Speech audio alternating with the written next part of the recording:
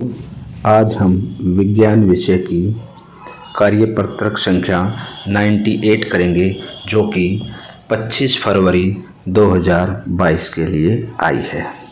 इसमें हम कार्य तथा ऊर्जा का रिवीजन करेंगे। इसमें मुख्य रूप से कार्य तथा ऊर्जा के रिवीजन में मुख्य रूप से आज गतिज ऊर्जा के बारे में पढ़ेंगे। जब कोई वस्तु गति करती है तब हम कहते हैं कि उसमें गतिज ऊर्जा है। यदि एक वस्तु विराम अवस्था में है, यानी उसमें कोई गति नहीं है, तो उसमें कोई गतिज ऊर्जा नहीं होती। अब गतिज ऊर्जा के उदाहरण क्या हैं? बहता हुआ जल अगर बह रहा है तो यानी उसमें क्या गति है। लुढ़कता हुआ पत्थर, गिरता हुआ पत्थर, यानी अगर पत्थर गिर रहा है तो वो उसमें क्या है? गति है, तो गतिज ऊर्जा होगी। उसमें भी चलती कार चले तो उसमें गति है, तो वो भी क्या होगी? गति ऊर्जा। इसका मतलब हम ये कह सकते हैं कि किसी वस्तु की ऊर्जा अगर उसकी गति के कारण होती है तो वो क्या कहलाती है? गतिज ऊर्जा। तो अब हम गतिज ऊर्जा की डेफिनेशन पढ़ेंगे। वस्तु की गतिज ऊर्जा को किस प्रकार से परिभाषित किया जा सकता है? देखिए, किसी वस्तु की गति के कारण उसमें उपस्थित ऊर्जा को गतिज ऊर्जा कहते हैं। अब गतिज ऊर्जा किस किस चीज़ पर डिपेंड करती है, यानी उसको प्रभावित करने वाले कारक क्या हैं? एक तो वस्तु का द्रव्यमान, जितना अधिक द्रव्यमान होगा उतनी ही अधिक उसकी क्या होगी? गतिज ऊर्जा होगी। अधिक द्रव्यमान अधिक। दूसरा, वस्तु का वेग, यानी वेलोसिटी, v, जितना अधिक वेग होगा उतनी अधिक उसकी क्या होगी? ऊर्जा होगी। अब हम गतिज ऊर्जा का गणितीय समीकरण स्टडी करेंगे। मान लेते हैं हमारे पास कोई वस्तु है जिसका द्रव्यमान m है और वो u वेग से गति करती है। अब उसके ऊपर एक बल लगा दिया गया F। उस बल के कारण उसकी गति चेंज होएगी तो इसका मतलब उसमें a त्वरण है और उसकी वस्तु s दूरी तय करते करते u से v पर पहुंच जाती है। तो ऐसा करने में उसका कार्य क्या हुआ? कार्य जो होता है वो क्या होता है हमारा? W = F और S, यानी कार्य = बल और उसमें विस्थापन। अब जो गति का दूसरा नियम है वो क्या कहता है? F क्या होता है? द्रव्यमान, और उसको त्वरण से गुना कर दो। तो अब ये जो F था इसकी जगह पे ये m में रख दीजिएगा, तो वर्क फिर हमारा क्या हो जाएगा, यानी कार्य क्या हो जाएगा? m a और s। अब हम इसमें s जो है इसकी वैल्यू गति के तीसरे समीकरण से निकाल लेंगे, जो क्या है? देखिए, गति का तीसरा समीकरण क्या कहता है? v² - u² = 2as। इसमें से इस 2a को इधर ले आएंगे लेफ्ट साइड में, तो क्या रह जाएगा? v² - u², नीचे आ जाएगा 2a और इधर क्या हो जाएगा? s। अब ये जो s की वैल्यू आई है इसको हम इस s की जगह पर क्या कर देंगे? रख देंगे। इसकी जगह पर रखेंगे तो क्या होगा? अब देखिए, इसको क्या रखेंगे? इस s की वैल्यू को इसकी जगह पर रखेंगे। m a v² - u² / 2a। ये देखिए, अब a से a कैंसिल हो जाएगा, तो ये सारा क्या हो जाएगा हमारा? यहाँ से देख लीजिए, सारा क्या हो जाएगा? यहाँ पे ले आइए, W = m, इससे पहले नीचे ये 2 भी है, इसको 1/2 कर लेंगे हम, और आगे क्या है फिर हमारा? v² - u²। ये क्या हो गया हमारा? फार्मूला हो गया W = 1/2 m v² - u²। तो ये हो गया W = ½ m v² - u²। अगर वस्तु आरंभ में विराम अवस्था में है, आरंभ में उसका ये वेग क्या था? u, और u क्या था? विराम अवस्था में तो u क्या हो जाएगा 0, तो W क्या हो जाएगा इक्वल टू 1/2 mv² माइनस 0²। तो ये हो जाएगा हमारा 1/2 m, ये तो 0 का स्क्वायर तो 0 ही हो जाएगा, और ये v²। ये हमारा क्या होगा, वर्क हो गया हमारा 1/2 mv²। ठीक है बच्चों। अब अंत में देखिए, किया गया कार्य। किसी वस्तु पर जब फोर्स लगती है तो वो कोई कार्य करती है, यानी वो मूव करती है तो उसमें गतिज ऊर्जा आ जाती है। तो इसका मतलब जो किया गया कार्य है वही गतिज ऊर्जा के बराबर है। तो किया गया कार्य क्या है हमारा, ये है W इक्वल टू 1/2 mv²। तो गतिज ऊर्जा भी क्या है, यही हो जाएगी 1/2 mv²। अब इसमें देखो नीचे K लिखा हुआ है, के गतिज ऊर्जा को इंग्लिश में हम बोलते हैं काइनेटिक एनर्जी,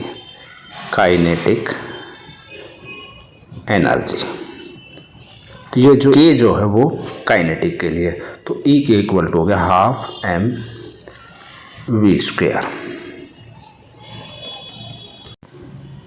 अब अगर कोई वस्तु विराम अवस्था में ही है तो उसका वेग क्या हो जाएगा 0, वो चली ही नहीं।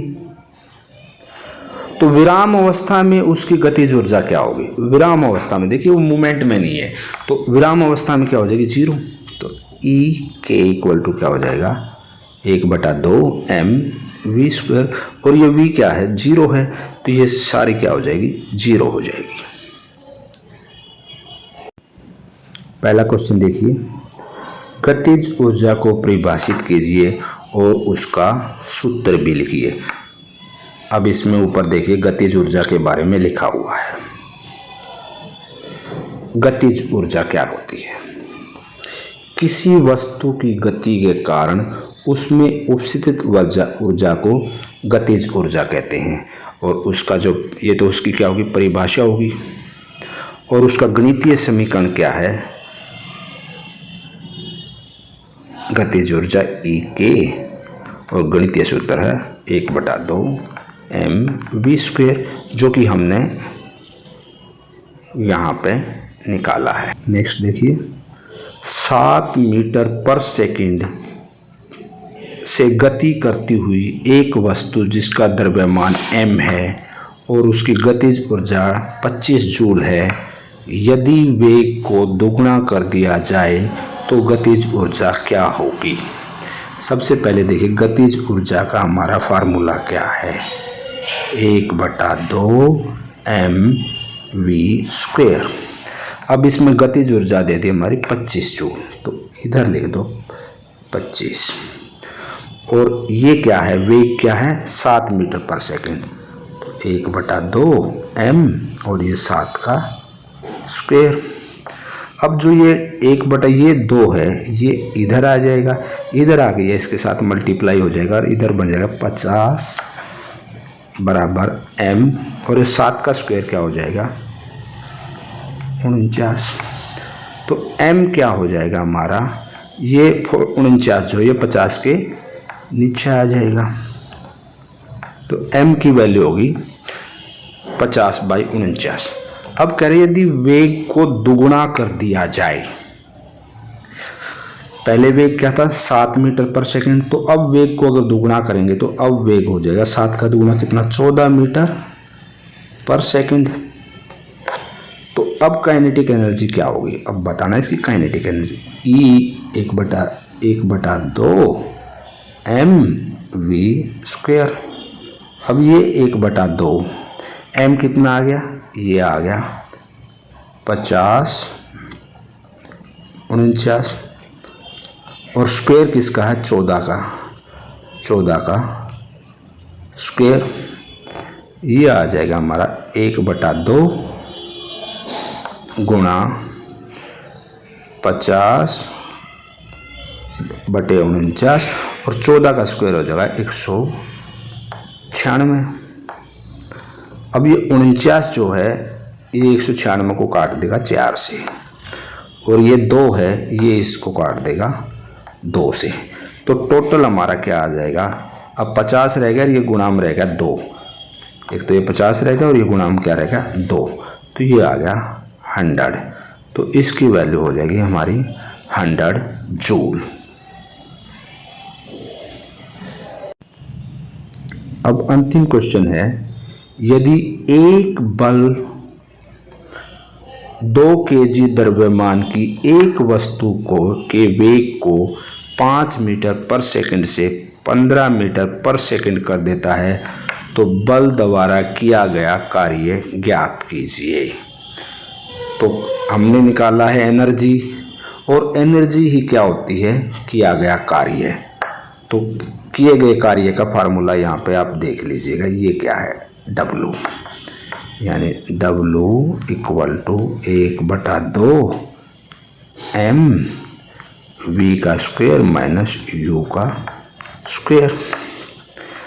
अब वस्तु का द्रव्यमान क्या है, यानी m क्या है 2, और v क्या है हमारा, देखिए 5 से 15 किया गया, इसका मतलब u तो हो गया हमारा 5, शुरू में 5 था तो u हो गया 5, और 15 मीटर पर सेकंड उससे बढ़ गया, कोई हो गया है, तो v हो गया 15। इनके साथ मीटर पर सेकंड जरूर लिखना, नहीं तो मार्क्स कट जाते हैं, ठीक है। तो इसमें क्या होगा हमारा, v है ये 15 का स्क्वायर माइनस ये u है 5 का स्क्वायर, ये 2 से 2 भी कट गया, तो 15 का स्क्वायर बच गया, 15 का स्क्वायर और 5 का स्क्वायर। 15 का स्क्वायर कितना होता है 225, और 5 का स्क्वायर क्या होता है 25। अब ये 225 माइनस 25 ये क्या हो जाएगा 200, और ये क्या आ गया हमारा वर्क, और वर्क को किस में मेजर करते हैं, जूल में। हमेशा देखना कोई भी वैल्यू जब भी लिखोगे तो उसके साथ उसका जो यूनिट है, उसके जो मापने की यूनिट है वो जरूर लिखोगे। तो इसमें क्या है जूल, वर्क को हम क्या है, वर्क जो है बल कार्य है उसको हम जूल में मापते हैं। दूसरा और तीसरा क्वेश्चन भी कर लेते हैं। दूसरा क्वेश्चन है, एक गैराज में खड़ी कार की गतिज ऊर्जा कितनी होगी। कार खड़ी है यानी विराम अवस्था में है, तो उसमें वेलोसिटी क्या हो, उसका वेग क्या हो जाएगा 0, वेग 0 हो जाएगा। तो उसकी गतिज ऊर्जा क्या होगी, ई के, फार्मूला क्या है 12 mv स्क्वायर। तो इसमें गतिज ऊर्जा v क्या है 0 है, तो ये आ जाएगा हमारा 12 m और 0 का स्क्वायर, यानी ये सारा क्या हो जाएगा 0। तो इसकी गतिज ऊर्जा क्या होगी 0। और थर्ड क्वेश्चन हमारा, गतिज ऊर्जा किन किन कारकों पर निर्भर करती है। एक तो वस्तु के द्रव्यमान पर, और दूसरा वस्तु के वेग पर। जितना अधिक द्रव्यमान होगा उतनी ही अधिक उसकी गतिज ऊर्जा होगी, और जितना अधिक उसका वेग होगा उतनी अधिक गतिज ऊर्जा होगी।